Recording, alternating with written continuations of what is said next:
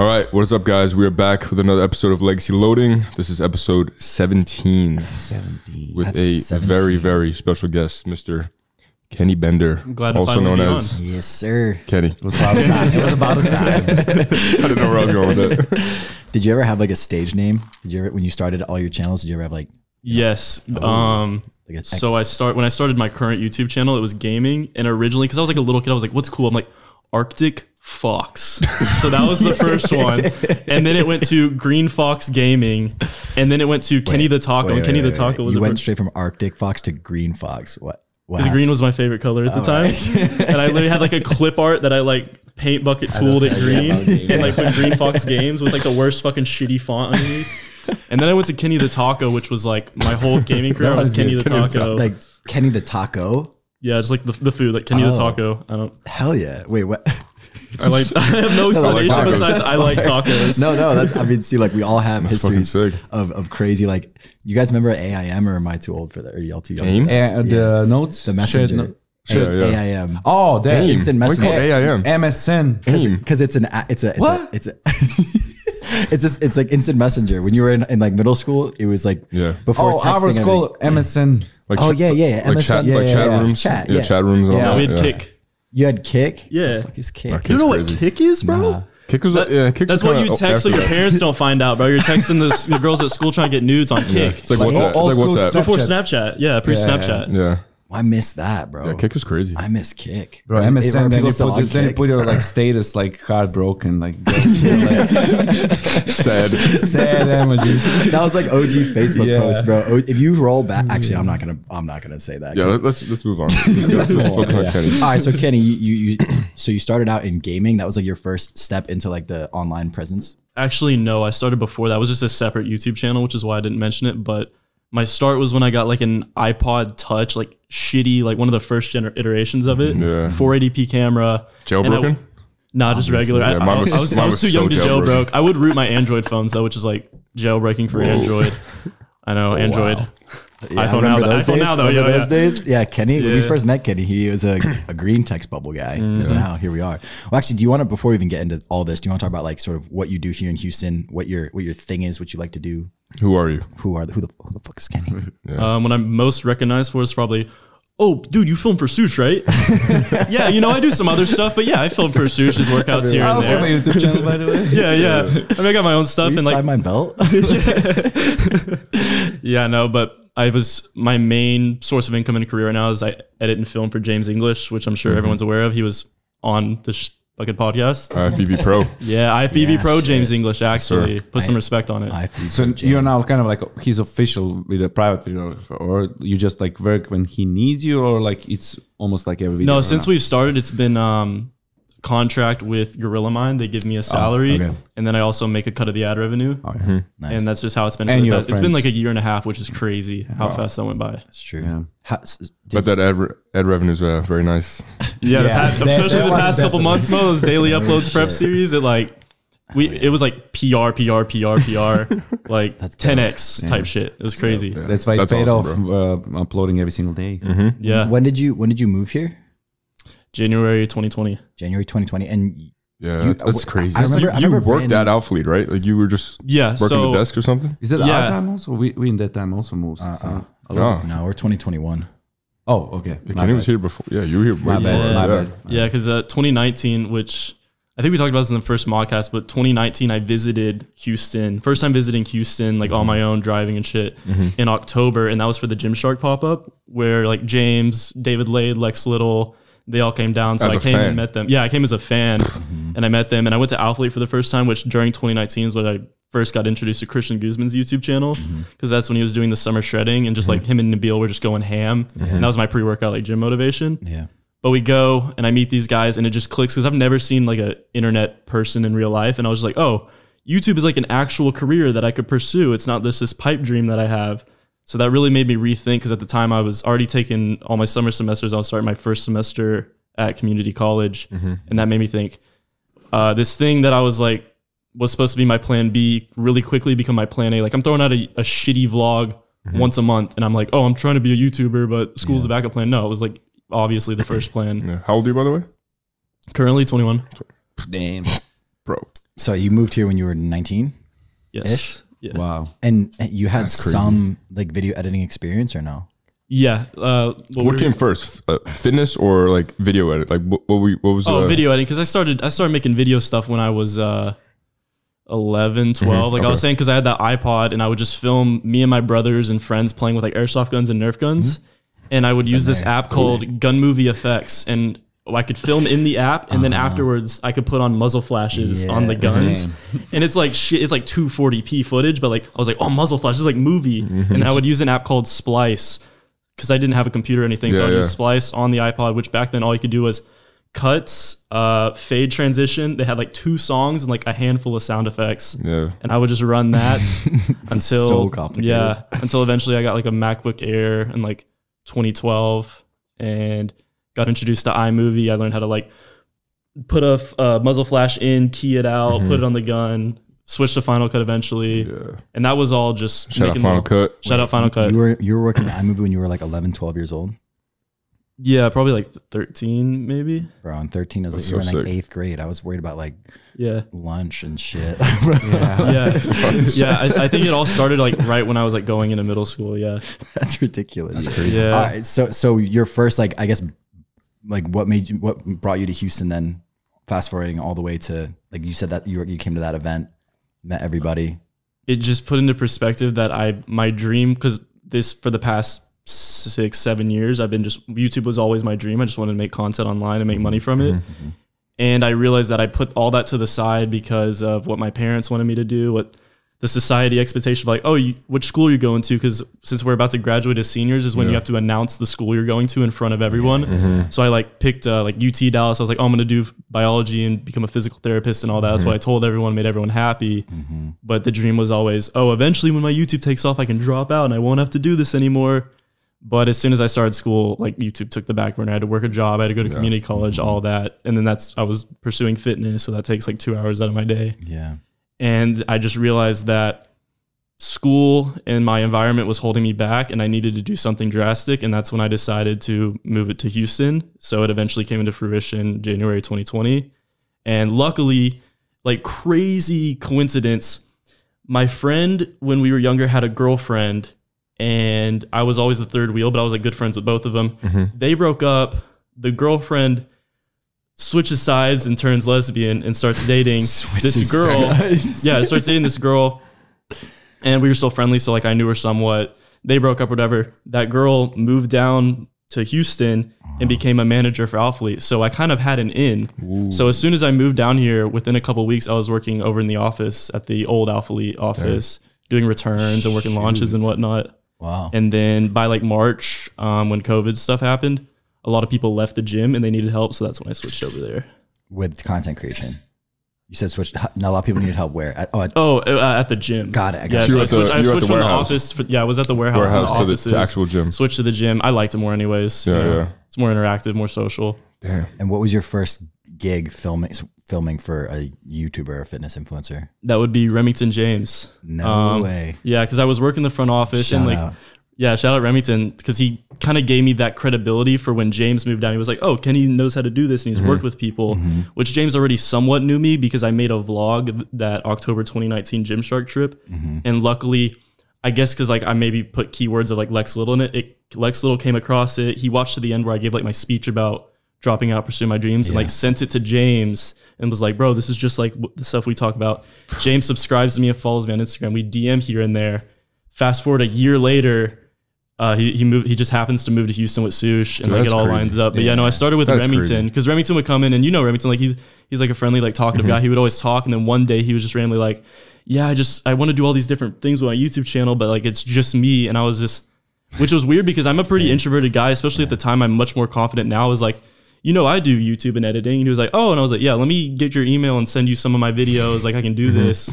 And then we just started working, knocked out a couple of videos with him. So you'd say that was the introduction to James, like, because James saw you worked at Rem and like you do good work, and that was I mean, James might have considered me anyways coming down because he subscribed to my YouTube channel, like knew I kind of knew what I was doing. But me working with Remington gave me that like credibility of like, oh, he can work with someone else. Yeah. And that was probably like better to convince to Gorilla to like give me a little salary and start doing his videos. Yeah. Were you when you first started working with James, was it paid? Was it like just doing it on your own? At first, he was just kind of looking because I was still doing stuff with Remington. He was like, "Oh, I'll pay you this much to do a video here and there." Okay, so it was like video by video, you're getting paid. It was supposed to be like that, but then it quickly became, "Yo, quit your job, put in your 2 weeks. Derek's gonna give you this much a month to come and edit for me." Yeah. And at the time, I'm like, "Fuck yeah!" It was. I think slightly more than I was making, working almost 40 hours a week at a gym. But instead, I'm making like 2 videos a week with him. Just hanging out. Yeah, just hanging out. Yeah. And how you balance right now, since you like need to upload for him, edit for him, how you balance to do for yourself? Yeah, that's what I was gonna ask. It was fine until recently, because as everyone knows, James went on prep, he did his shows and he became an IFBB pro, but for a good period there, we were doing daily uploads. And when I would wake up, edit for maybe 4, maybe 5 hours, eat if I can, because I'm bulking, I have to get a bunch of meals in, go to the gym. Some days I could have time to get a workout in. Some days I couldn't. And then I'd film for him, go home, dinner, sleep, repeat it all. So very quickly, my training, my meals, and my YouTube, I was like, I just have to take the hiatus. So as of right now, I think it's been 40 or 41 days since I uploaded a YouTube video, and it's stressing me the fuck out. It didn't at first because I was seeing the ad revenue coming in on James. I was like, this is fine. I'm going to make a little bag that I can like reinvest into myself. Yeah. But also it's like you see people that disappear for a little bit, and when they come back, their engagement is just trash. The algo's like, the algo punishes you. Did you consider hiring someone to film and edit for you while you were doing those things, just for a couple videos in between? No, just because I honestly didn't really even have the time to film, because I was starting to get into like videos, like talking head videos, and I would have to write scripts. And I don't know if I'm just retarded or what, but it would take me a fat minute to write those scripts. And it was just, I simply did not have the time. Also, it might be an ego thing, because like I'm not the greatest editor, but I like my style and what I do with my own stuff. And I feel like it'd be kind of hard to like give someone else all that control. That's like a whole different personality. Like I'm sure you can relate. Yeah, like when I start doing mine, I'm editing everything. I'm not ready to give it up to someone else, because I just know what I want, and I could bring it to life. That's why I still enjoy editing the videos. Yeah, it's gonna be hard that day when it comes when I want to hand it off to someone else, but I think actually I'm taking a little bit of a different approach, because I want to, like, I have the way that I want my videos to be edited in my head, but also I think like for me in the long run, having an editor who like just so similar to you, like when you do your videos, even though you're filming somebody else, it's your spice, it's your like vision. And so I think I'll be much more comfortable handing that off from the start than like getting comfortable, getting used to my style. Yeah, 100%. Then trying to that'll be much better. You know what I'm saying? And so it's not as it's like in the beginning it's uncomfortable because it's not exactly how I might want it. Yeah. But like in the long run, I just think that it's gonna be worth. I think it's smart from a time standpoint, because you got to think, even if someone edits it 85% the way you want it, but they're saving you 3, 4, 5 hours a day. It's crazy. That trade-off is like more than worth it for sure. But also sometimes even like, for example, I know if he films and edits for me, I know that they will be exactly how I want, because we live together, you know, he already knows like however I know how he works. So if in the end of the day, like for me, that's the toughest part. Like find someone that's your friend. You don't understand. How was Gwen saying, like, what's your biggest wish? He was like, to bring this guy up, like talking about Walker. He was like, but what's your individuality? He was like, that, like, I want to show everyone that he's worth of like what we're doing right now. So when you have someone like behind your back, like that, a friend or someone, that's really important, because those people don't usually understand that like it's a 50-50 job. It's not even 50-50. You're actually doing more. That me or him is just in front of the camera in the end of the day. So like you are actually working for yourself also, and I am the person who will always like put every single video I want to put like that person behind, you know, to like bring that person as well. So like, both growing. You solidified yourself with James now. Like I can't. James probably can never even imagine working with someone else now. Like it's just, like, I do think that I bring a certain, like, without like stroking myself, like bring a certain amount of my own personality into the edits, and just like the funny little bits and just the pacing and all that.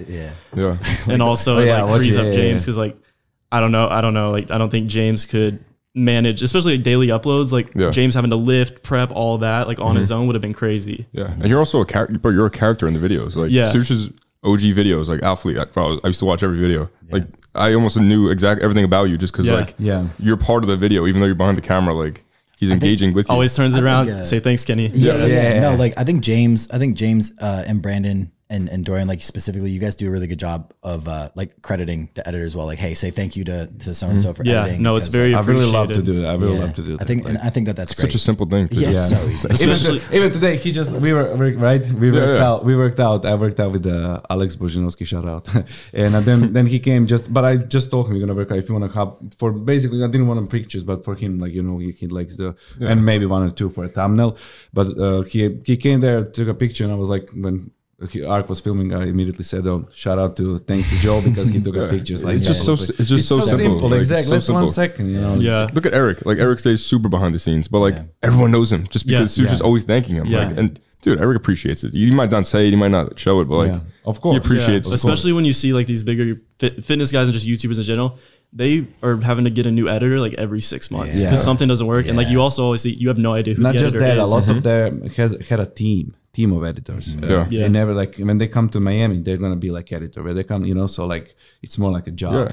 I remember summer shredding. I remember Jake shout out Big Red and his editor. I think his name's Rylan. I saw him like walking around and like Rylan was like right behind him with the rig, and then I looked somewhere else and it was James and you, and I looked somewhere else and it was like it was just so funny to see like these pairs of duos. the duos are crazy everywhere, and it's just like the videographers have like backpacks full of stuff, tripods, 2 cameras, a jug, and it was just like it's so funny to look at. But it's like I don't know, I couldn't really explain why it was so funny to me, but I was just like this is amazing. It's cool.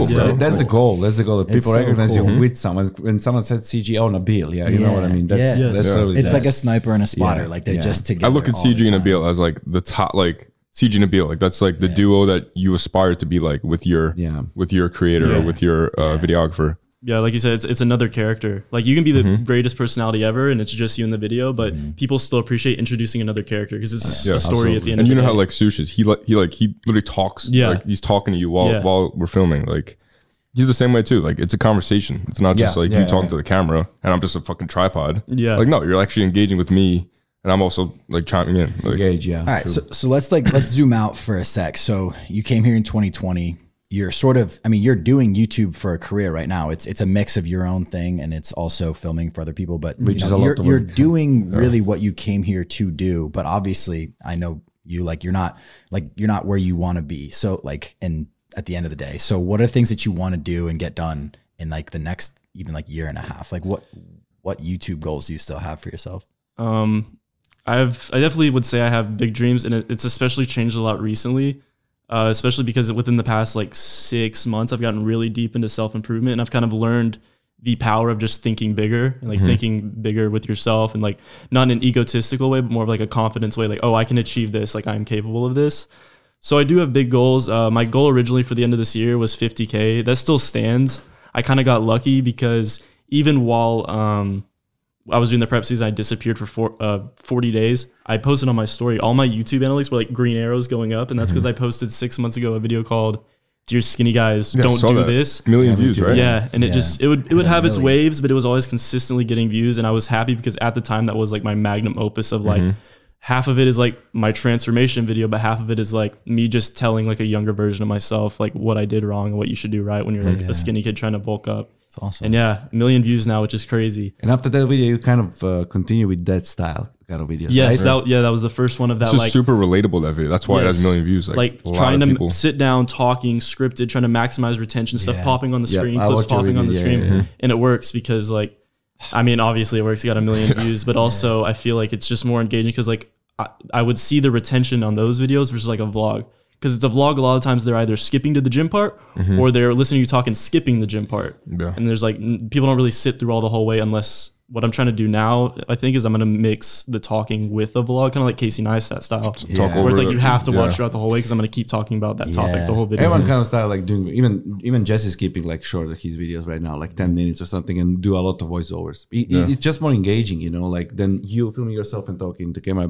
Better to put something so people like watch pictures or something. Yeah. The brain is like, we still have like kids' brain, like, you just want to see like changing like scenes and things like that. I literally just think of it as like, I'm editing this video as if a goldfish is going to watch it. Because that's literally what people's attention spans are. Like I'm competing with like an 8-minute video against TikToks that are like 15 seconds, like just infinite dopamine glitch, you know? You ever seen like a David Dobrik video?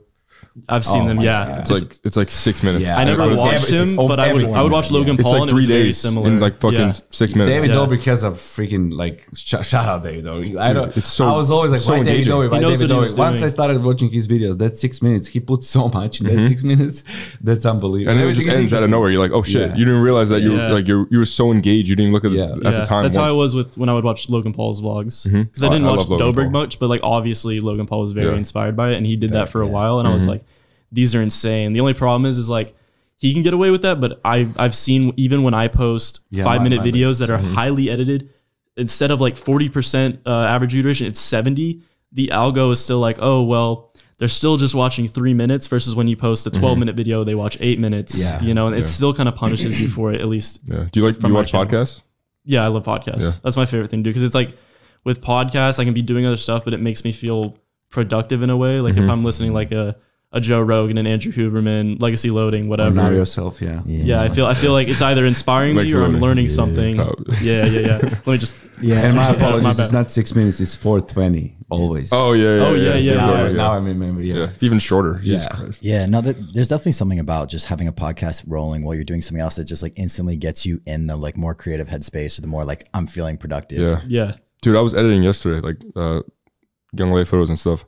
I put on like a Tana Mongeau fucking, Just Barbershop. Yeah. Like a stupid podcast. And I'm like editing. I'm like, I almost was like, no, I can't listen to this. I have to listen to something like informative. Yes. I was like, yes. I thought you were gonna say I enjoyed it. No, I know you were too. Because I'm editing. I'm wasting my. Like, yo, this shit kind of like you like turn into watch. No, I was like, I'm wasting my. I could be listening to something that's teaching me something right now. No, I've gone through the same thing, especially as I was saying, get more into self improvement. I was cutting more of just like mindless entertainment. Yes, exactly. I'm listening to it. I'm like, why am I listening to this? Only podcast that I ever listened, a couple of was David Goggins. No one else ever. I love David. And Joe Rogan sometimes. Joe Rogan sometimes, like when YouTube. Yes, it's Joe Rogan's like guest dependent. I feel like I'll skip some that are just like. But David Goggins, he's like psychopath. His mindset is crazy. The part that I love about podcasts is like, especially as if you listen to the same ones over and over, you literally feel like you're sitting at that table. So like everyone that's seen most of our videos, like they literally just feel like if they're driving to work or they're on the job, they just feel like they're sitting at the table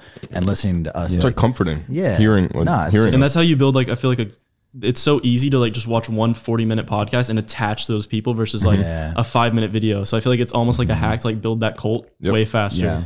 And also like, I know it's like short term is like, or short videos is like the form that everyone wants to do right now. But with podcasts, it's just a hack. Cause like you could clip this, make me vertical, add some animated captions on top, 30 seconds, throw it on Reels, throw it on Shorts, throw it on TikTok, and take a minute. I don't know if y'all know who Andrew Tate is. I followed him at 100K. He's at 2.1 million now because he just goes on podcasts.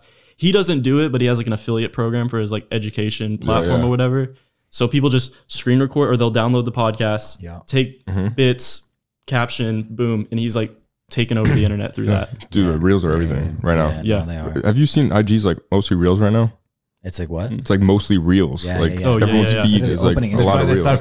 They start paying right now for I don't know, man. I actually just applied today. We talked about that last podcast, didn't we? That how like all the socials are sort of becoming the same. You have YouTube Shorts, YouTube Stories, TikTok Stories now. Yeah. Like you said, Instagram's now becoming. I still think everyone should stick to their own. Like, okay, you have Reels, that's dope, but you have TikTok for that. I know, but that's like, things like, bro. I mean, we said this on the other podcast. Like, Instagram didn't have stories, but then what was it? Snapchat that had stories first, and then Instagram stole stories, and now Instagram's stealing Reels. And so like right now, keep up with the trend. Fuck that. But like, but in time it might be so normal that you're just like, of course TikTok or Instagram has Reels. I just don't like to connect those two kind of, in my opinion. Like IG is for me like kind of like a job. Like, you work with companies like over that, and so I never even talk on stories. That you told me about that. I never even talk on my IG. I never talk anywhere. Like I don't post Reels, and YouTube is totally opposite. Right. Like there's my character. That's my blogging, all talking and everything. So I kind of separate those two. That's why I don't like when it like connects. But not everyone thinks like I do it. So like I like it because I feel like you have a chance. Like the reason I like that all these platforms are doing it, which I hated all of them at first because I'm like it's killing everyone's attention span. It's the downfall of society. But I'm like, I could make like say I took a clip of this and like animated it. I could post it on 3 different platforms. I have 3 different chances of it popping off. Right. And then in like a month, I could repost it. And each platform like drives you to another. Like you could see a Legacy Loading reel, and you're like, oh shit, I want to watch that whole video. Yes. And it brings you to a YouTube channel. To your YouTube. And that's how it goes. It's fucking sick, honestly. Yeah. So I want to talk, you said that you're getting more and more into like self-improvement stuff. And you said that like who you are now is a much more confident version of who you were a couple years ago. Like, what do you attribute that mostly to? And I guess like for people who are still at that point what kind of like tips or advice do you have for them to get to where you're at right now? That's a good question. Like probably my first little confidence boost, because I always had like really bad social anxiety in school, even throughout high school. But my first little confidence boost was when I stopped playing video games for 8 hours a day, jerking off all the time, and I started getting in the gym and like built like the most minuscule base of a physique. I might have went from 90 pounds to like 120, 130, had like a little bit of definition, a little bit of abs if I really flexed. But the idea of now, like I used to get made fun for being skinny, but now even if they say I'm skinny, in my mind I'm like, oh well, I mean, I'm working out, like I'm working on it. You know, I can't get that upset, versus before I didn't know this, but it's like that subconscious insecurity of knowing I'm not doing anything to change it, to where I would convince myself like, oh, people that go to the gym are douchebags or narcissists. Like that's what I would tell myself to just let myself stay at home, play video games all day. So that was the first little confidence boost. But making excuses. Looking back, yeah, exactly. Looking back compared to now though, it's like I was still like so unconfident, and I'm nowhere near where I want to be right now. But I think I kind of realized that fitness is just one aspect of your life. And it's like, I think it's a great gateway into self-improvement, but it's like you can optimize all these other things to make you like a more well-rounded, I guess, since we're all men, well-rounded men, you know, like become more masculine in this way, have more entrepreneur goals in this way, like optimize your time more, stop consuming useless entertainment, all that. And I think that really attributed to like the sense of like, I'm doing all these things to make myself better. So that's my confidence like rose with that. Yeah. Was it hard to initially film yourself? You said you deal with like social anxiety and all that. Yes, to an extent. But luckily, like when I got started, I was like just so young to not care with the iPod and stuff. But eventually I did switch to gaming, and that's just in my room by myself. Like once I got a face cam, I did face cam and all that. I was fine with it. I was actually probably more I was gonna say, were you more back then, like more comfortable when the camera was rolling in front of you? Yeah, like looking back, like I would do skits and like I'm sure some of them are up and some of them are unlisted, but like they were like so cringe, bro. But I just didn't care. But then once I got into school though, and I remember my friends would start showing other people my videos, I went back and I unlisted so many, like I privated so many videos. So obviously like I wasn't really that confident. I was just hiding behind the veil of the internet. Can't worry about what other people think. Like that's exactly. That's the downfall of a lot of people, is they're so worried about other people's judgment.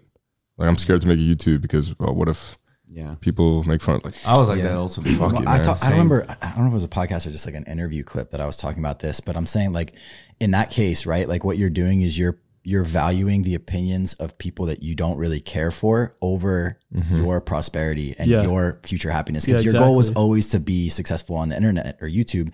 And then you were putting stuff out there to reach that goal. But then all of a sudden here come these voices again of people you don't really fucking care about. But then by you unlisting those videos, you're then putting their opinions over your own. Yeah, I gave them the power. Right? And you just can't do that. And it's so silly because looking back, I'm like, most of those kids are fucking losers now, bro. Like most of these kids that were like the cool like kids in my hometown are fucking losers. Like I look up their mugshots and I laugh, bro. And it's like, I'll say it's just like it's you can understand now, you can understand, right? But in that moment, whoever like even like people that are listening right now, they were like and feel the same. It's pretty difficult to understand that at that moment because you're in the moment. I was literally the same. I was always like, why he said that or why? Yeah, and now when you're in high school, that's your world. Why the hell did I worry about like right now? To be honest, I don't even worry if my mom tells me something. I'm just doing my thing. It's literally, but like in that time, some random person say something and you're like, you just don't understand. I think that comes with relative success as well, right? Like you're seeing relative success in what you're doing, so you don't give a shit what people say because you're right, exactly. Like you know what you're doing and it's working. And so like when you're in your grind phase and like it's not necessarily paying off yet by the numbers, by money, whatever it is, then it's harder. But then as soon as you cross that threshold where you're like, no, this is working. I am getting better at this. I am able to make this. Actually, that's 100%. Then the voices become much quieter because you're like, what are you even saying? Like you're just jealous because you're not doing it. In the beginning, you were right. You know, it didn't work. Now you're not right anymore. Literally. And we've said this in multiple podcasts again before, but like if you listen to those voices and you stop, you never know how close you were to actually succeeding. Yeah. No, I definitely agree. Yeah. What would you be doing right now if you didn't take this route? I'd probably be going to school. Did you have another passion or something that you wanted to do? No, right? No, it was always just internet. No, it was always just internet. Like I like basketball, but like I was. Did you have a job prior to? Yeah, in high school, my first job, which was also my worst job, was working at a grocery store. But it's not like a normal like HEB type store. It was like a shitty, I lived in a town of 3,000 people. So it was like the shitty grocery store that's freezing cold and plays music from the 50s all day. Oh, that's and it's depressing. like barren. People barely come in. I'm just like there wanting to die every day. Like, it literally sounds like a Black Mirror episode. Yeah. So I did that. And then I did waiting for a little bit, which I liked because it's just easy money, bro. Since our town's so small, it's like one of the only good restaurants. So I could go in for 4 or 5 hours and make like 150, 200 bucks with tips. And then probably the next job that I worked for a little bit, it bridged the gap between like graduating and moving here was Academy. And I was in footwear at first, but then they moved me to asset protection, which is just the guy that stands at the door. So I was just standing at the door saying hi to people for 8 hours a day, which was brutal. Bro, that's not life. This literally just goes to show you, man. Like I literally went out to dinner the other day and the waiter was like super cool, super energetic, like very personable. And I was like, dude, you're working at a burger joint. Like you with that personality, with that energy, you could do anything you wanted on the internet. And I'm just thinking like the success you're seeing right now, but you were literally the door guy saying hi to people walking in. Like that's the same person, right? So like it doesn't matter. I don't know. It just freaks me out, bro. Yeah, it messes with my head because how many people are stuck in that freaking Groundhog Day scenario and like they could be anything. And they'll never know unless they try. Right. But because Kenny always knew, I want to do this. This is what I'm going to do. He could get through those days. You know what I'm saying? But so if you don't open your mind up to the possibility of it being an option, you won't get there. You know, because you'll just think that this is all confidence plays a big role. Bro, That's why usually assholes come to the point where, you know what I mean? Because they look at all the narcissists. Like, no, I'm gonna have industry. it. You know? Like it works. Yeah, bro. A year ago, you'd walk by me when I got a hard hat, boots on. Like now we walk in like, oh, look at you. Harry Joe, like legs are loading. Like if I never quit my job, I would have never been here. I would have never. They would look at you twice. Podcast wasn't even on my mind, bro. Like, but all these things opened up once I took the leap of faith, and I was like, "Fuck this life. I want to go live a different life." Yeah. Hell yeah. Fuck, man. Yeah. Life is a That's crazy. No, it is crazy. Christ. Yeah. So, what's like? Where do you want to take your YouTube channel? Like, what type of content do you see yourself making long term? That's a good question because I did get into the self-improvement for a little bit. However, I realized that despite more comments, more likes than my fitness vlogs, better retention, the algo was just like, oh, this isn't fitness. So like my views from subscription feed would be like green arrow up and then my views from recommended would be gray arrow down. And I'm like, well, fuck. Like I always was like, Mr. Beast, like if you make a great video, it's going to like do well, but it's like obviously not with this current situation I'm in. But then I find like, oh, if I do like a fitness vlog and kind of interlay like context about self-improvement or stuff, that might do a little bit better. But now that I've taken a 40-day hiatus, I honestly don't know right now. It's a fresh start. Yeah, like part of me, I want to like push out like self-improvement and like you should. Just self-improvement, but also I do want to like emphasize just personality in general. Yeah. And I would say, like I said, the goal for the end of this year is still like 50K subs, which the Dear Skinny guys helped me a lot. What are you at right now? 34. Oh, fuck yeah, you're gonna get there. Which is it's cool, but at the same time, it's like it's not like I'm getting 34,000 views a video. No, so it's like it's not that cool. But it's part of the journey. I think like the YouTube algorithm is so like it's so twisted. Like it knows that like fitness is what like was popping for you, so it's rewarding your fitness content. But like when you introduce new things, it's like no, like it almost forces you into your lane, back in your cage, right? Exactly. It is forcing you into your lane like that. But the fact that your subscribers are increasing with your new content is that indication that you can make that your new algorithm. You know what I'm saying? Yeah. And so I think that you should really push that content because like again, I mean, if you see yourself having 200,000, 300,000 subs, like these next, the first 30 are relatively irrelevant to what you want to actually do in the long term. That's a good perspective. You know what I'm saying? Yeah, no, because that's definitely the goal is like to have eventually the hundreds of thousands of subs and then use that audience base to like start my own like businesses. Like eventually I do want my own website. I want courses. I want ebooks. Yeah. Maybe one day a physical product or like some actually big business. Cause I just have that mindset of like, I want to be rich and I want everyone around me to be rich one day. Like all my boys. That comes with building a platform. Yeah. The platform is like a necessary thing, Like I could start something right now and it would like, a little bit, but it's like if I built a platform, I just hit the ground running with whatever I want to do. Exactly. And whatever it is, no matter what. And that's why it's super important to make the content that you want to make. And that can always change, right? Like you might have wanted to make fitness content at one point, but now if you want to do more self-improvement, like longer form scripted videos, like that's where people are going to get the most authentic version of you and you're going to get the best content and you're going to be able to continue to do that. 100%. Like I still want to document my fitness in some ways. And I still, the part is I will still always love vlogs and like want to do vlogs here and there, because I love the idea that I could like go in a little time capsule. And I was like, oh, January 2019, I was doing this, and this is what my life was like, and now it's different now. And that, oh, good memories, whatever. Yeah. Versus like a talking head video is like a scripted video that like I don't know where I was at. Film all the time, literally because of that. Like when you come back to the old videos and see. It's like Casey Neistat. He has an infinite reserve of all his footage from like the past 10 plus years every day. Yeah. Like he kept all of it. Look at James's show. Like the whole series is. Watch that for years. Because James wants to pursue this. So in like 3, 4, 5, 6 years when he's still doing it. When he's on the Olympia stage, people can go watch his first ever prep. Show. Every day. Towards the end of that first prep of being a pro. Like imagine you can go see Ronnie Coleman training for his first Olympia and winning his first pro card. Like what? If you write Ronnie Coleman full day video, you probably gonna find 2 videos. 2 videos literally. Yeah, that's wild. Have you ever seen like Philion's videos? Yeah, actually I used to watch Philion because I was like, one of my inspirations for fitness was of course Dave, because he has that physique, and Dave he also Rogers, no David Lay, because like he was like I could relate to him so much because he's like fitness, like bulking. He was a skinny kid. I can relate to like being a skinny kid, but also he was like actively pursuing like being more cinematography with his stuff. Like I like to think he's the reason like all these fitness guys bought drones, is because he bought a fucking drone and would fly around the UK or whatever with these crazy clips like, oh, this is a fucking deadlift video. Like what is going on here? Like this is beautiful. 53-minute long videos. Yes. Just like drone footage, like cinema voiceovers, like just it would end and you're like, what did I just watch? And he still does everything by himself, right? Editing, filming, everything. Photos, everything. Every single day. Yeah, bro should upload more.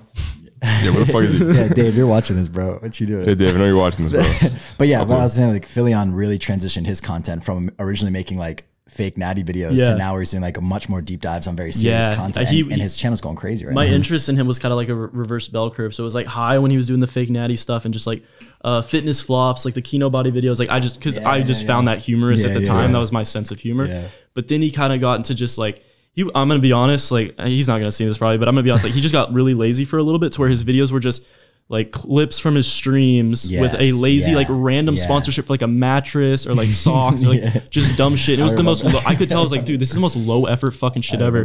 But then recently I've seen he's been doing like these highly edited like video documentary things, which are killing it on YouTube right now, despite people wanting the short form content. Like these, I've seen multiple channels pop up with like these 50+ minute video documentaries, and it could be about anything. About what? Like, like I've seen ones that are like the dark side of mega churches, or the Federal Reserve doesn't want you to know this, like dark shit, but also just like lighthearted ones about like maybe another like celebrity, like whatever. It's like the late night like rabbit hole, like dude, oh my god, you're watching like YouTube, a Vice documentary about like meth.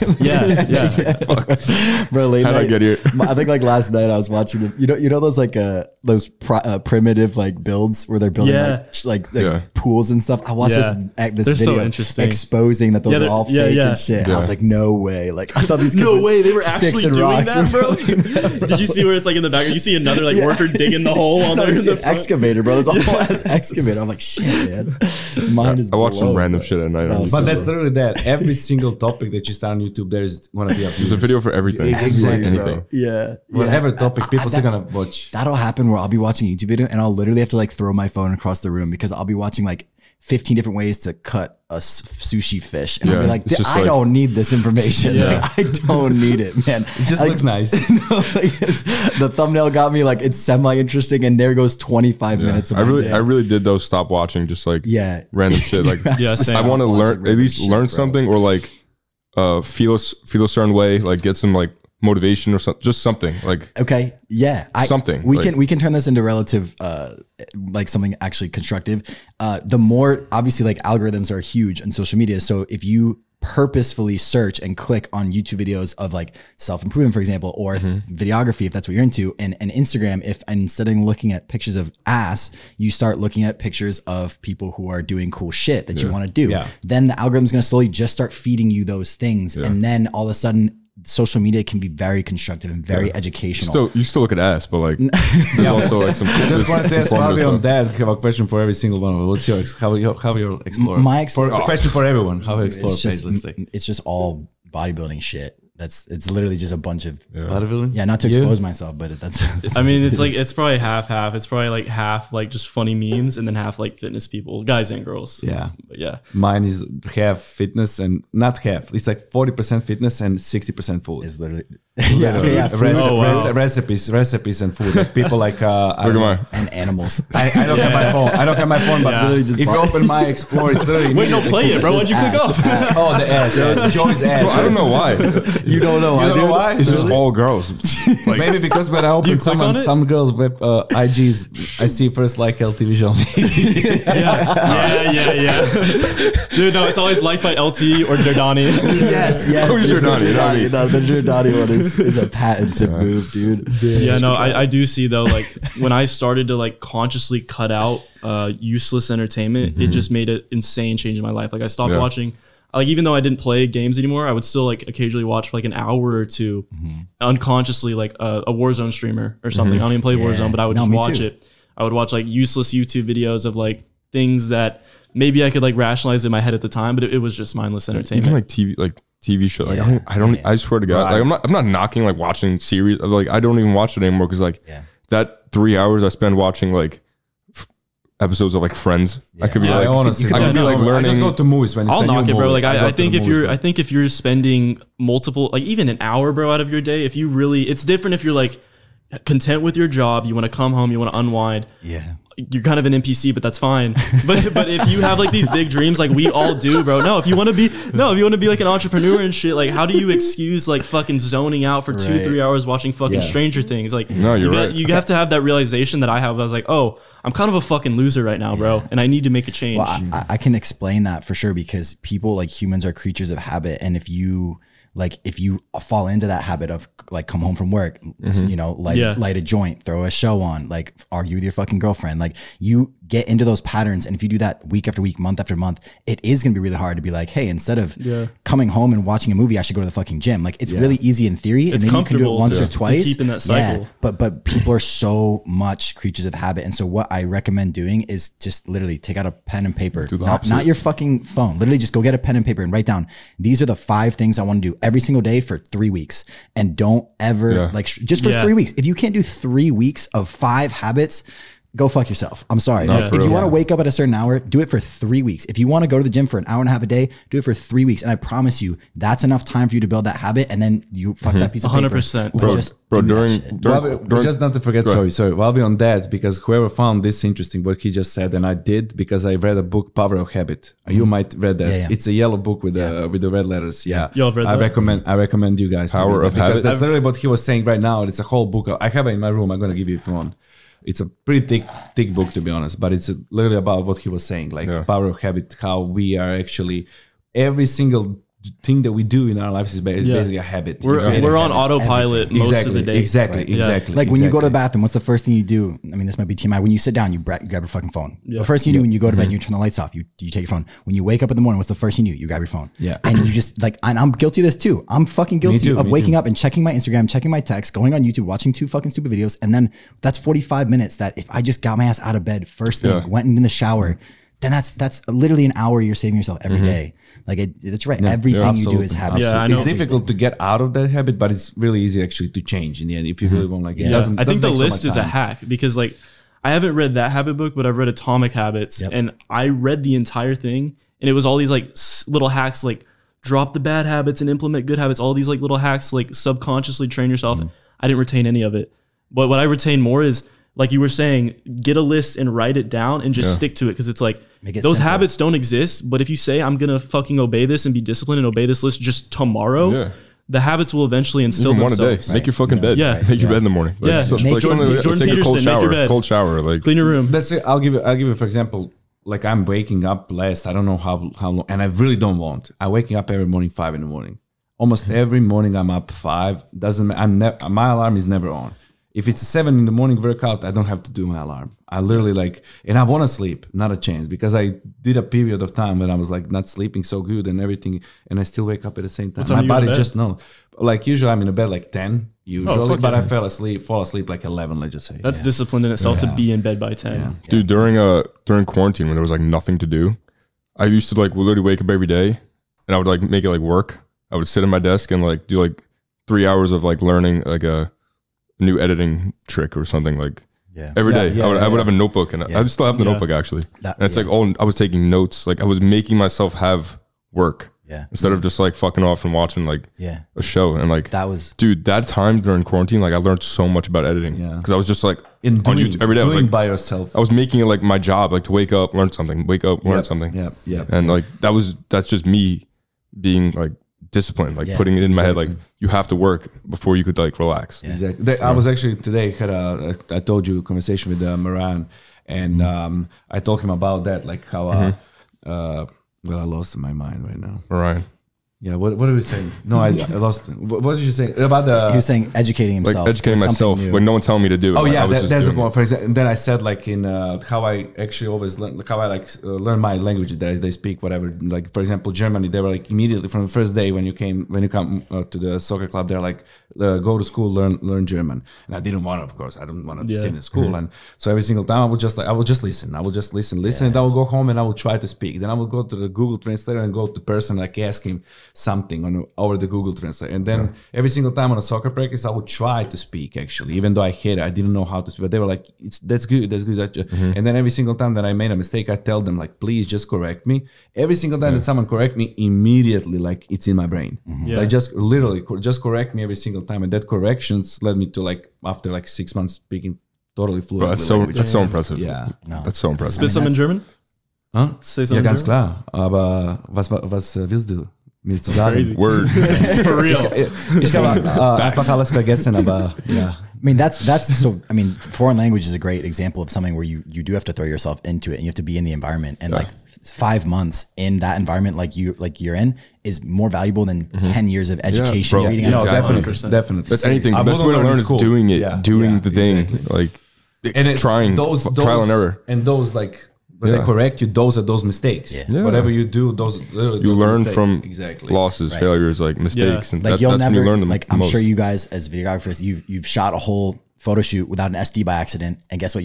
You're like, I will never like that. I would never. I've wiped out videos. I've shot for 2 hours and then literally deleted my card. I was like, but but that's gonna happen. Every single videographer editor has that. That will never happen again because it's just instilled in my brain. Like, exactly. You need to export, you need to save it, then you fucking that's like you make something that you really like, food, let's just say, okay, I'm talking about food again, but you make some food and you made something like epic, you know, and then you're like, shit, like after 2-3 weeks you want to eat it again, and you're like, I don't remember how I made it.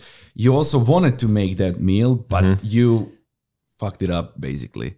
Next time when you're gonna make it, you'll remember exactly the ingredient that fucked it up. You know what I mean? You always remember those like bad things, and then you learn on that. On the last one that was positive, you don't even have idea what you put inside. That goes for anything, bro. Yeah, for anything. Literally. I'm sure you get DMs like, yo, what's the one tip? I'm trying to like make it in fitness videography or photography. I'm like, that's crazy, bro. Film more.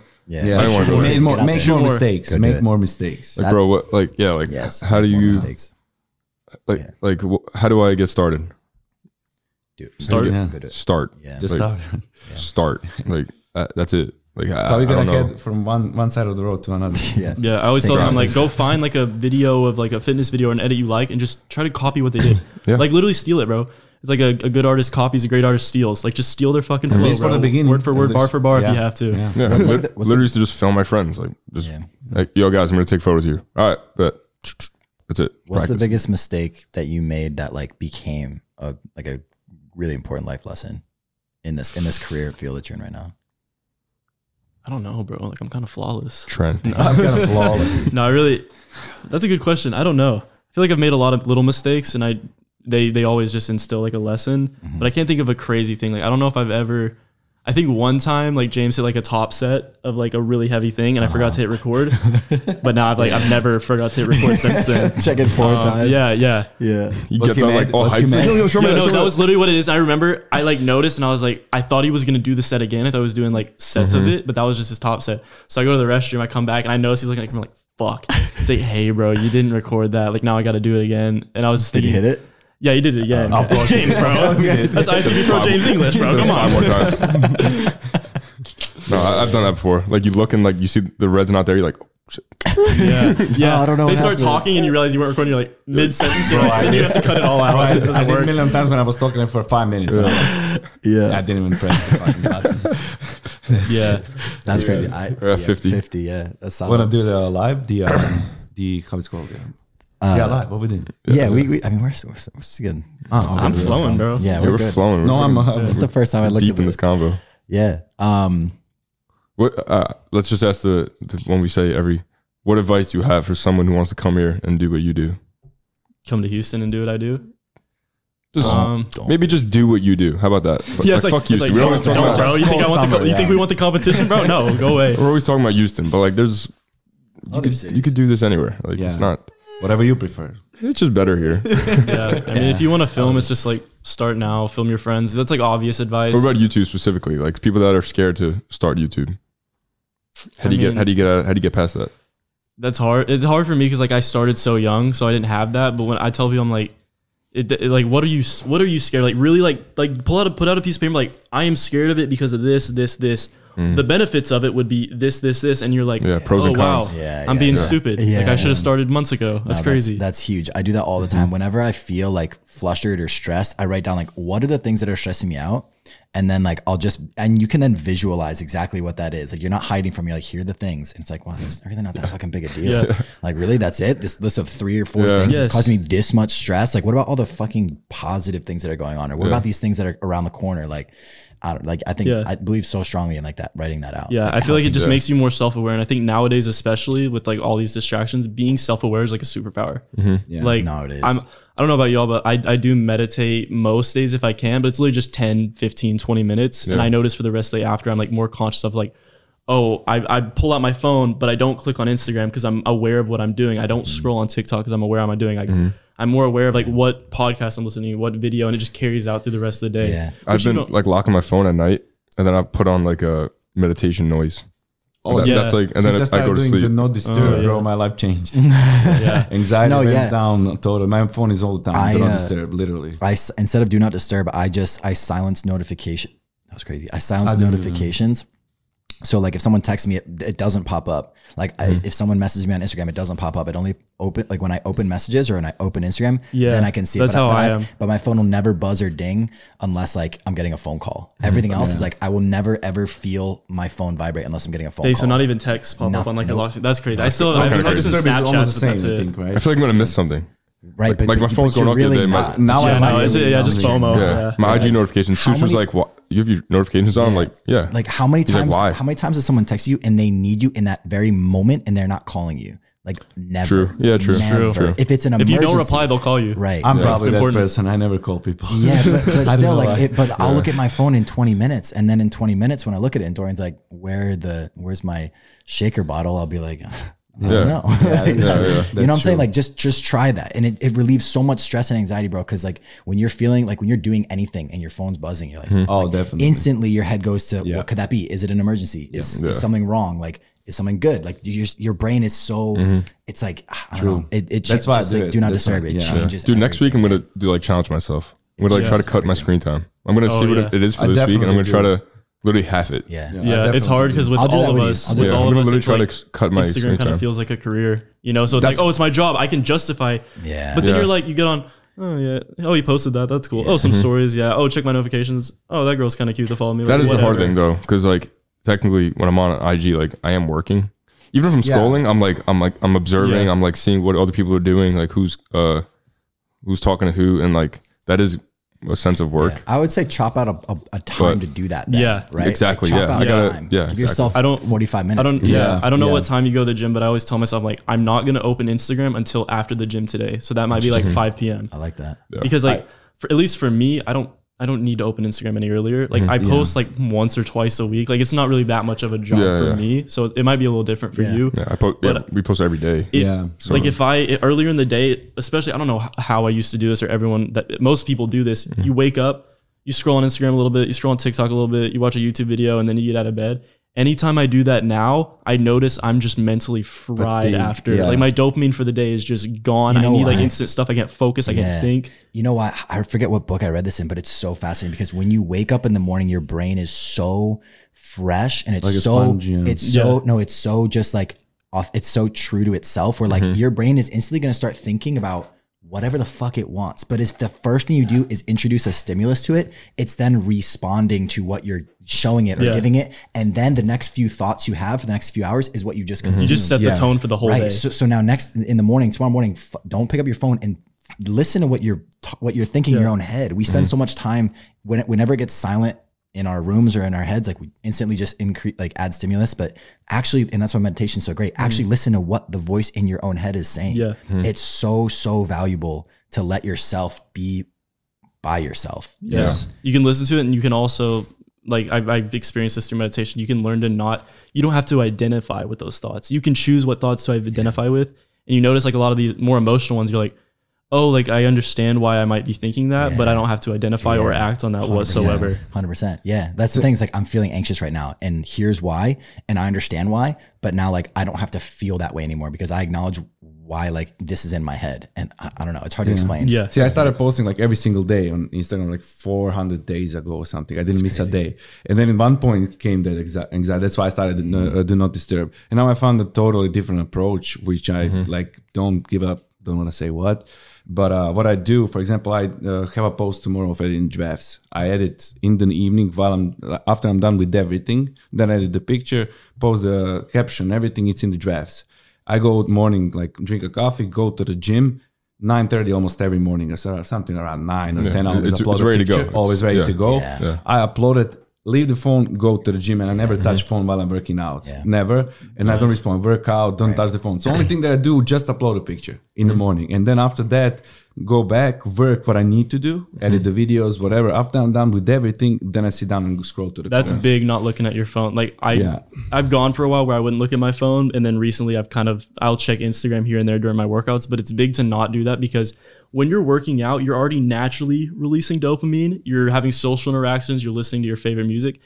You're taking a pre-workout that some pre-workouts have precursors to more dopamine that give your brain more dopamine to release. Which ones? Yeah, can I get the exact ingredients?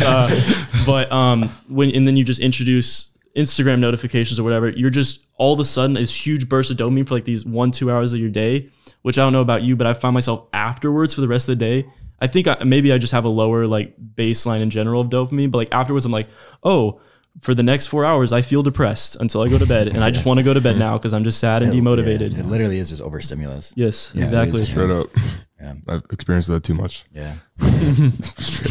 No, That's why it's so nice, like to do like a detox. You know, when you go on vacation and you go home, like you think, oh, that was a nice like detox. Well, the reason is because you're seeing new people, you're in new places, you're doing new things. Like you're on your phone less, and you're experiencing more of life, and that's why it feels like a nice refresher because you're not so tapped. And becoming aware of like why am I anxious? Like I called myself the other day. I was like, I got anxious knowing like I had 2 things to edit. I'm like, I'm anxious. Like this is my dream. Like I have to edit 2 things for Young LA. Like that's my literal dream. I'm like, why am I anxious right now? Why am I stressed? Like this is everything I ever wanted. And then I step back and I'm like, all right, relax. Like, we're good. We're gonna get it done. You have all the time in the world. Like you don't gotta wake up for work. Like bro, things with me almost every single day. Just be aware, self-awareness. Like just catch it before it fucking it takes over your brain. Like realize, all right, hold on, we're good. And again, that's why writing things out, in this case, in your notes is fine too. Like when let's say you're doing something and all of a sudden something pops in your head and you start getting stressed out about it, like write it down and be like, this is something that I want to do later. But guess what? You can't do that in this very moment. So stressing about it is not helping you whatsoever. Like, so just identifying that you always have things to do, even though you're doing other things, but don't let that cause you stress and anxiety. Everything is right now. Like the future, the past, it doesn't matter because you're just in right now and this is all you can control at this moment. So prioritize that. That's why like be present, like meditation, whatever. Do that. I'm curious, have y'all ever done like an actual like proper like dopamine detox? Describe that. So dopamine detox is like, I've only done it a handful of times when I've like really needed it, but it's essentially sometimes it's 24 hours, sometimes it's 48, but it's the whole day of like no high dopamine stimulus. So you're not really interacting with anyone. You're not on your phone whatsoever. You're not listening to music. Like sex? You're not gonna have sex because like sex is a huge dopamine thing. No sex, no beating off, which you shouldn't be doing anyways. So what's the purpose of that? Why would I exclude that? This sounds terrible, bro. I might not do this. Joe was on board before the no. Why? Like everyone likes dopamine, so you're like gonna have more dopamine later, or like what's the purpose of that? It's essentially like recharging. It's kind of like giving your baseline. So like how dopamine works is we have a baseline. And it's like, that's kind of, it's your default level of like drive for life, like your energy, your motivation, your mood, all that. And when you do certain things, you get spikes in dopamine. There's like different amounts. Like I think sex is like double the dopamine. Social media might be like 1 point something times, cigarettes, food. Yes. All this, you have these spikes. When you have too many spikes, because you got to think our brains aren't adapted for all this. We're adapted to get a spike of dopamine when we fucking throw a spear through a deer and like little shit like that. A couple, like find some berries like throughout the day. That's what my bad, bro. My bad, bro. I mean, that already happened to homie, but it's whatever. But now with all these new stimulus, it's like when you have like, this is your baseline and you like peak, and then it comes back down. But what happens is it doesn't come back down to the same baseline.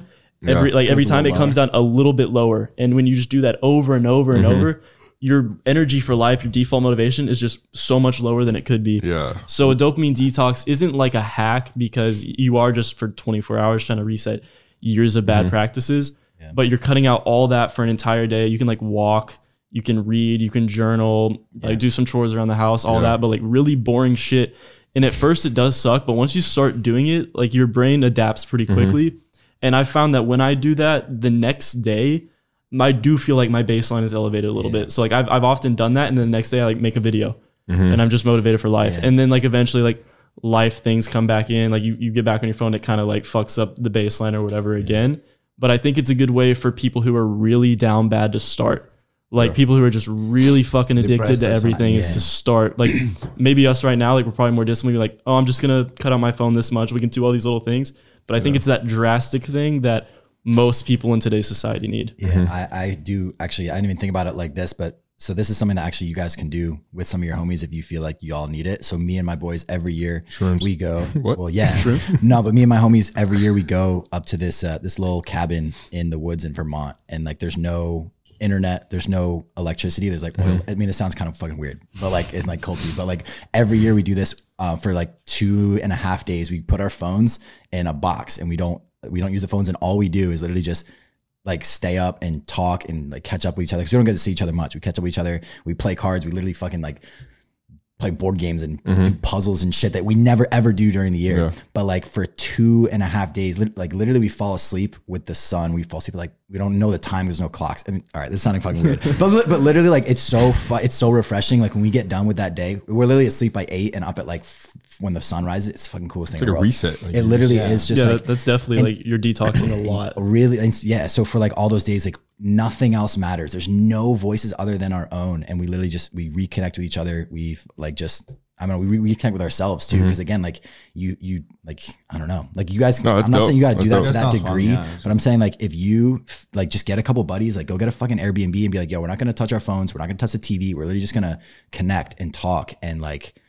And go on walks and go like do shit like that. Like, dude, it literally is like, I didn't even think about it like that, but that literally is what it is. And it's just like, how do you feel like for the next couple of days after that? I can imagine you feel really good. Well, you just have like a new revived like energy for life. Yeah. I don't know. Like it just, again, we do this every year. So it just feels like we realign, right? Like it's like throughout the year you spend like 12 months just getting like being all over the place. But then like just for those few days, you just get back in tune with yourself.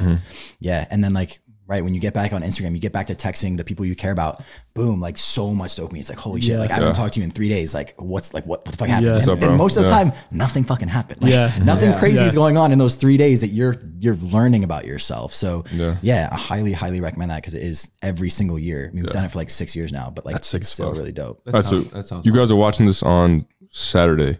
Yeah. So Sunday you'll get your screen time for your phone. So I'm going to do it. So if you're watching this, challenge yourself. So look at your screen time and try to fucking at least cut it in half for the Monday to Friday. And then I'll say if you don't do social media for a career, go a day without Instagram. Go 1 day with the 0 on Instagram, 24 hours. If you don't need it for your job, try it. And also try some like different shit. Like I'm probably next week, I'm going to like run every day, do something different, like walk or something, you know? Yeah. Do you want to train for a triathlon? Just get myself out there. You want to do a triathlon? No, I'm good. I'm just going to walk around the block. All right, cool. But yeah, challenge yourself. If you're watching this right now, challenge yourself. So Sunday, look at your screen time and then try to cut that shit in half for the following week. And all right, let's hop on. Drop a comment. Like come back on Sunday and be like, yo, I did that shit. Or come back and be like, yo, I couldn't do it. Yeah, let us know in the comments. Don't forget the battery. Drop a battery emoji. Comment twice. Like say how you did and then another separate battery. That was a handsome man. Yeah. Oh, look at this guy. That is a handsome. Jeez, bro. Oh, okay. Last question. What does leaving a legacy mean to you? Whoa. See, that's hard because I feel like even no matter who you are, I feel like when you pass, like for example, who was like the old, was it Betty White that passed away recently, right? The old white lady? The old white lady? I mean, Betty White is an old lady. Yeah, Betty White. Is she dead or is she alive? Nah, she's dead. Yeah, so like she was like world renowned, famous and stuff, and she passed, but it's like, no, we're not talking about her. Like, we're not, but yeah, but like, you know what I mean? Like, I feel like to an extent, you can only have a certain amount of legacy. For me, I feel like it would be like setting things in place that outlast you, which would be like your kids, businesses that continue to serve others, things like that. Definitely. And try maybe not prioritize like my name, like who I was, like, and like be less like narcissistic about your legacy, I guess. I agree. Yeah. I agree. So like in a shorter term, I always think like legacy, bro. Like, I always think like think about your last encounter with someone. It's like, say, God forbid, you pass away. Like, are you proud of your last encounter with that person? Yeah. You know what I mean? I like that. Like last time you saw somebody, pretend that's the last time. Yeah. Like, what do you want them, like, they find out you just passed, like, what are they saying about you? You know? They're going to ask me, like, yo, you're the last person to talk to Joe. Like, oh, he flipped me off in traffic. Yeah, he fucking he literally kicked me in the nuts and ran away. Like, some crazy shit. Fuck that. All right, we're going live. Go live. Oh, do you know what we do here? Oh, they ask a question, right? They ask you a question. They ask me a question. Yo, Mighty. Yeah. You got it? You want it? Bro, I better not get no weak ass question, bro. I'm gonna be so mad. I just look straight into the Shout out Mighty. Oh my God. Wow. Now that got deep. I appreciate that. That was cool. This pod was fucking solid, bro. You want to write a book one day? Yo. Yeah, I mean, I have plans for ebooks, but I do think it will. I'd have to definitely reach a certain point of success in my life. But yeah, I'd write a book. I'm not writing it this year, bro. Didn't Mariah write his book before? I ain't reading that. I can't read. Mariah wrote his book before he was really big, and like that book made him really big. So. Oh, his book did? Yeah. Oh, I didn't know that. Yeah, just got fired from milking job. Let's go. Dude, you said that last time, bro. He got rehired and got fired again? From milking job? He was a cow milker. I didn't know that's fire. Yeah. Oh, shit. We got a few people here. Wait, let me see the request, because I told someone that let me see this really quick. I want to get someone new. Yeah, I told someone that I'd bring them on if they're here. Oh, you rigged it? Yeah, I rigged it. Yeah, guys, this whole pod is staged. Yeah, I don't know if you know. There's actually prompters behind this camera. We've been reading the whole time. That top guy, if we haven't had him on before. All right, top guy. Top guy. All right, top guy. Here we go. Let's go. Shoot. Let's go, top guy. Maybe he's not a guy. Steve said, is Kenny ready to smoke? No fucking way. Yo. Motherfucker's driving, bro. Where you going? Yo, I might have to pull over for this shit. Yeah, pull over, bro. It's an event. Come on. We got Kenny on the pod. Yeah. Yo, it's fucking sick. Hold up. I gotta fucking... Pull over, bro. Safety first. Pull over. Honestly, yo, damn, I don't even know what question I'm gonna ask. I'm not prepared for this. Come on, bro. Come back to NY. We'll get a bacon, egg, and cheese. Where are you driving to? Where are you driving to, bro? Bro, I was watching. I just hit this gym. I drove an hour away to see it. Hold up. I'm pulling in a gas station now. All right. How was the gym? Shit. Dude, I was literally watching the Sush and Weston pod on the way up here, and I was like, yo, next fucking live they do, I'm answering the fucking question. I fucking manifested that shit. Yeah, manifestation, baby. He visualized that shit, bro. Come on. Sketch fucking gas station right now. Yeah, how much is that shit over there? How much is gas? I'm in Jersey. It's $4.59. Shout out Jersey. Jersey boy. Yeah. Shit, bro. I'm underprepared for this question. Bro, please don't ask me anything whack or something I'm not prepared. I'm trying to think. I'm not trying to think of anything stupid too, and I'm not trying to take like. I mean, you can say something funny, bro. I don't care. Ask this question, but fuck. All right, what is Kenny? What is like the next like step? Like, what is your next like venture you're really trying to like pursue or go into? Okay. No, that's actually a good question, because I feel like we lightly touched on it, but really didn't get into it on the pod. But I was just thinking that you guys might have like talked about it. But... No, you're good. Yeah, no, a little bit. No, it was perfect though, because like we didn't go too deep into it, so you're kind of like that's a perfect way to wrap up the pod. I would say in closer time frame, I definitely want to like get my YouTube back going and build like a platform. I'd like 50K by the end of the year. Well over 100K next year, stuff like that. The exact kind of content I'm going to produce, I don't know yet, but I do want to build up a following. And then I say the next step would be, I don't know, KennethBender.com, a website where I can put like courses, ebooks and stuff, which is like this consummation of like years of knowledge about, it could be self-improvement, it could be how to make a YouTube video, all that into there. One, because it would help people and it's more than I can put in a video, but two, I mean, financially, you know, that's like the next move. Like we all trying to make it, bro, you know? Absolutely. And dude, let me just say, the fucking self-help videos on YouTube, I was binging those for a while. Hey, thank you, bro. Fuck yeah. I love when people fuck with those, because those make an impact, you know? Right here. Yeah. Hell yeah, that's bro. a sign, bro. That's the sign. Hey, that's a sign. Make that shit. Appreciate you, bro. Yo. Thank you. Yo, get back on the road, bro. Have a good night, bro. Good question. Go home. I got a fucking hour drive ahead of me. All right, be safe, brother. I'll see you guys. Yo, watch the streets in Jersey for me, bro. Hold it down. Yeah, we need like an LT bat signal, bro. Yeah, bro. Yeah, bro. Damn. You bring Brandon on if he's still on there. Yeah, he's probably gonna say, tell Kenny to hurry up. Bro. What's he doing? Yeah. Oh, my God. Oh fuck! I forgot my people come in this live too. You get to ask one. You get to ask Kenny one question. Make it good. Damn, bro. You gotta say it. Let me wait till these motherfuckers come in here. I got to ask something ridiculous. Bro. Now you quirky with it, bro, with the tongue out. Bro, quirky with it. Now you're misunderstood, bro. Bro, do you feel like an outcast, bro? How many people are this fucking live, bro? Almost 2,000. Holy shit, bro. No, come back, bro, please. He was like, I'm gonna wait until those were new legacy subs right there, bro. That's so absurd, bro. All right. That kid's a loser, though, right? RPs. Is he done? Peace All right. out. Yo, shout out. What we have? Shout out who? Bro, it's fucking 1,000 people in here. How much trend is Kenny taking? Just how much trend? I don't know if it's obvious, but like all. Like, a gram. yeah, that's where you start, My right? coaching. Oh my God. Trini. All right. All right, that's it. See you guys. No, closing words from Kenny. We need some closing words. See you guys. Bye, guys. And here as well. Yo, follow Legacy Loading on Instagram, you fools. Yeah, yo, 653 more followers we should be getting right now. I mean, all right, let's go. All right, closing Motivational for the accounts. people. Closing words, bro. I don't know, dude, fuck getting to know Kenny or whatever. I hope you took the more like self-improvement shit out of this, you know, like meditation, cutting out worthless entertainment. If you're beating off to porn, fucking stop, loser. Just stuff like that, you know. Stop being an asshole. Re-listen to it if you feel like you have to. If you really can't retain some stuff that we said, rewatch it and write it down. Also, everyone just write down what the fuck you're gonna do tomorrow, like the time you wake up and all that. Right now. Except if you're driving. On paper. Even if you're driving. Even put in a comment what you're gonna do tomorrow. And a battery emoji. Yeah, and the battery. Not the zucchini one. Cop a notebook, bro. Just keep it on your desk and just. Yo, Legacy Loading notebooks dropping soon. Ooh. Journals, bro. That was crazy. Yeah, I'm gonna need that percentage. All right, guys. We will see you next episode. Oh, bro. Next episode. Next episode is gonna be Next couple.